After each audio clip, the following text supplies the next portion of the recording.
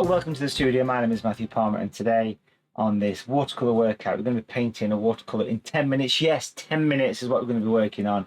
We all have busy lives, and taking time to do painting is not always an easy thing. So in this lesson and this series of lessons, we're going to be doing watercolours in 10 minutes on a relatively small sheet of watercolour paper. So here we've got a kind of postcard size sheet of watercolour paper. This is kind of 10" by about 6, something like that, give or take, stuck down to a board.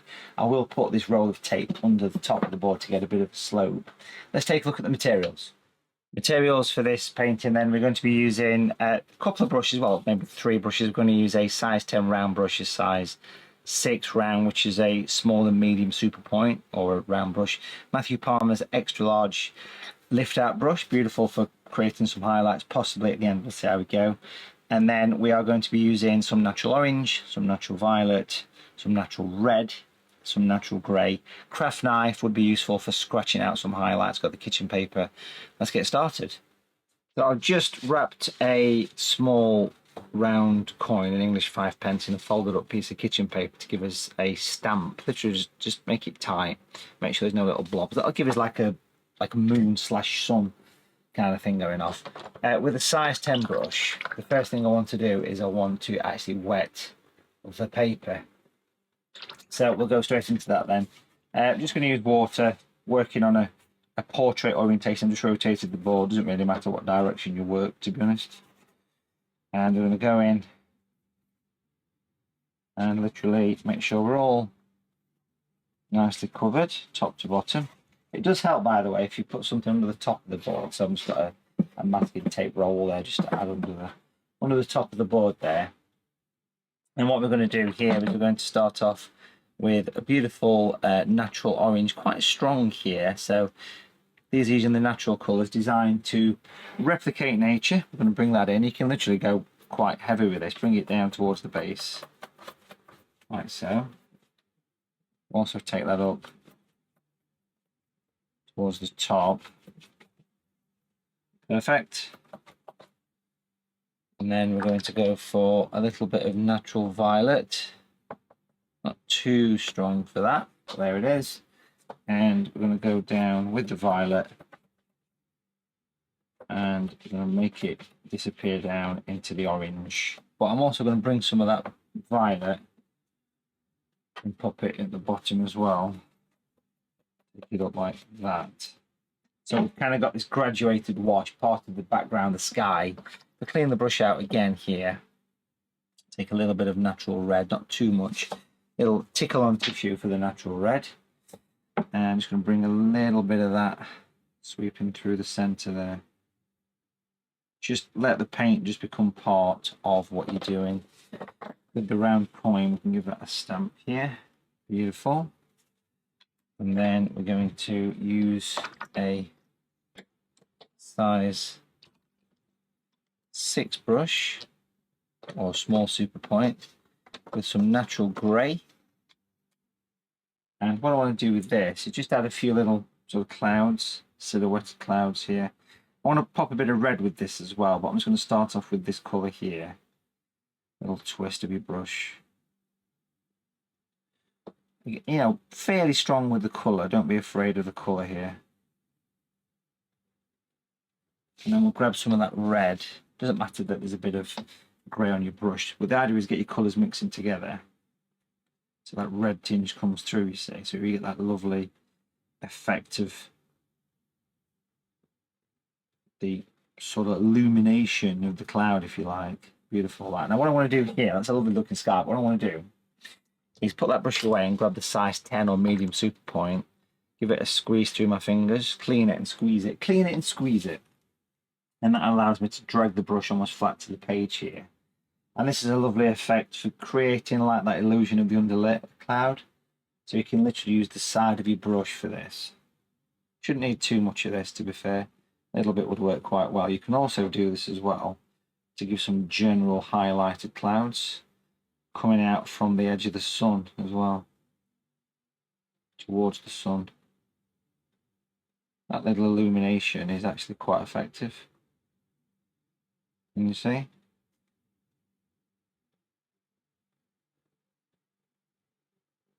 There we go, beautiful.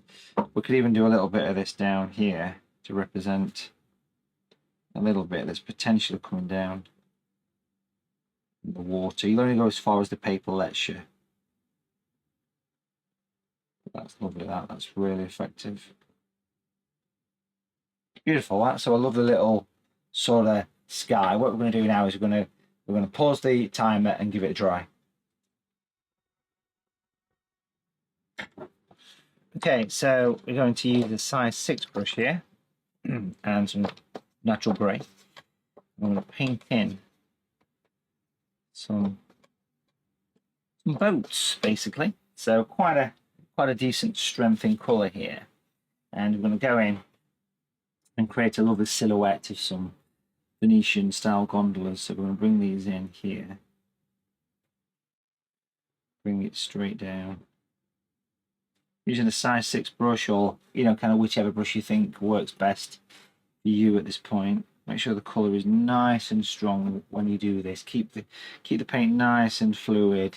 That's what's important when you do this kind of work. Get that paint nice and deep for the grey. Bring it straight back here, and then we'll sort of stretch it out and block it in.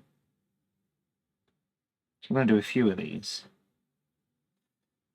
So just I'm going to put reflections and all sorts of little bits of detail on here, so it should be quite a nice little painting to do.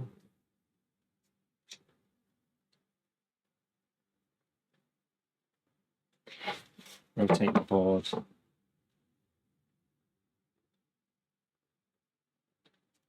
To make it more comfortable.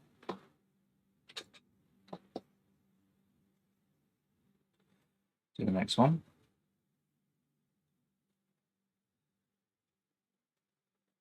The design on the gondolas, if I'm right in saying this, relates to the boat maker. A little bit like the old English thatched cottages of the sort of ridge on them. Very, very kind of similar sort of vibe, if that makes sense. That sort of similar idea. What we're going to do here is we're going to bring in some little posts coming down. Take this through the sun. If you've been to Venice, you'll know there's all these lovely old rustic posts just where the boats are tied up, and they've got so much character in them. It's unbelievable. We'll put some of these outside in a minute, but just before we do that, I just want to add some little reflections to the boat here. So again, keeping the colour nice and strong here. Don't be afraid. Little horizontal brush strokes for this. And then we'll just make sure that reflects coming down. And then we'll go for the little reflection of that. Beautiful. If we dilute the grey down quite a bit, it's quite pale there. And what I want to do here is I want to whiz across, put some little horizontal lines to represent the bits of water that go through. So keep your lines relatively horizontal here. Let this become part of what you've already painted. Take it beyond the boats, if that makes sense. So there you go. Beautiful. Now I want to give that another dry. So I'm just going to pause the clock. I'm going to take a little bit of masking tape here, remove the stickiness from the tape, and stick it to your table a few times. I'm going to pop this horizontally just along that horizon about there. Make sure that everything's nice and dry behind before you start doing this. And then what we're going to do is we're going to go for quite a pale-ish grey here. Not too strong. And just add a little bit of background detail, nothing too major here really. A little tap on tissue, the tape's nicely stuck down there. So this is going to be a sort of distant Venice, if you like. So a few kind of buildings here and there and that sort of thing. I'm going to do a little bits of vertical lines here and there, and a little dome and tower and various things. Just being quite naive with how I'm doing this because it's in the mist, if that makes sense. You know, we don't want it to be too precise here. Rotate the board if you need to get that sort of distant effect coming through. The main thing is that you're getting a real dark edge across. As we move across, we can move into the slightly lighter version of the grey, because there's a couple of different greys I've got there. So we can do a lighter version here and do some almost create a fade, I suppose you could say. So it's got that sense of distance. If I dilute the colour some more, a couple more blobs of water there, just make sure things are nicely refined.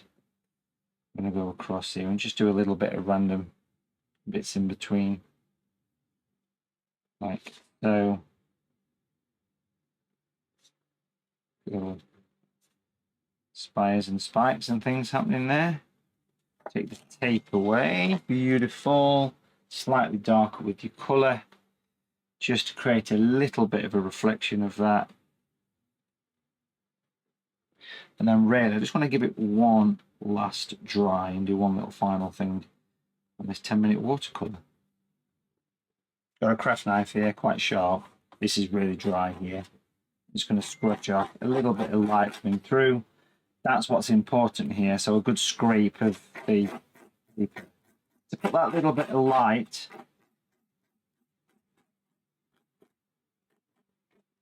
on the picture. Beautiful. Now, obviously, that was all done in 10 minutes. You can keep adding more detail to this if you want to, but you know, you've got to know where to stop. What other things would I do to this? Would I leave it as this? Kind of think I would. If you was to do any little tweaks and refinements on it, I would possibly use a Matthew Palmer lift out brush. This is the extra large version here. And the piece of tissue that I used for the coin, the moon, a bit of a wipe on there so it's just damp. And all I do with it is just put a couple of little highlights in, I think, as a little potential extra. So if I go in just on the edge of that building there, maybe on the edge of that building there, this is just water, tap it. Can you see it puts light in? So it's just giving a little bit of light. You could even do a similar thing down here, but you know something, I quite like the boats as they are. But I might just bring a little bit of light just coming down there. These are very simple little tweaks and refinements that are not really needed, but I kind of feel, you can see how it just kind of separates the two boats a little bit.